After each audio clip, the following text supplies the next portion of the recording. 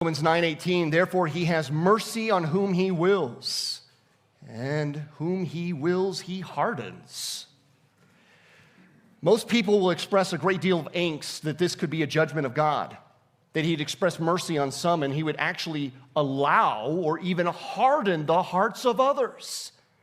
You ever seen people do that? Where it's like their decision-making is totally opposite of God, and it almost seems like they can't even find common sense if it was right in front of them. They just make the wrong choices every time, as if their heart is just hardened against the things of God. They refuse to acknowledge his holiness. Well, let's unpack that for a moment. Because when we examine, again, Paul's using a case study to say, we read that Pharaoh's heart was hardened. Was it always that way? Did God harden his heart? Well, let's examine it. Exodus 4 all the way to chapter 14.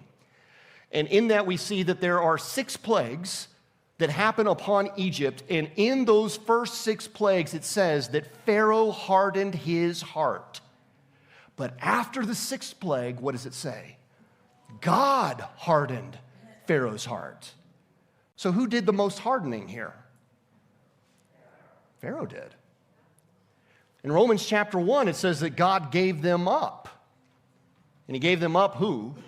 These who clamored for sin and rebellion against God. He gave them up to uncleanness, vile passions, and a debased mind. He gave them exactly what they clamored for. And so in a hardened heart, he's giving that hardened heart exactly what it wants. And in this, there's an act of judgment. The hardened heart is simply allowing what they deserve to run its full course. You know, we try to blame God even for those hardened hearts of acts of judgment, but it's like blaming the rain when reeds grow up in our yard.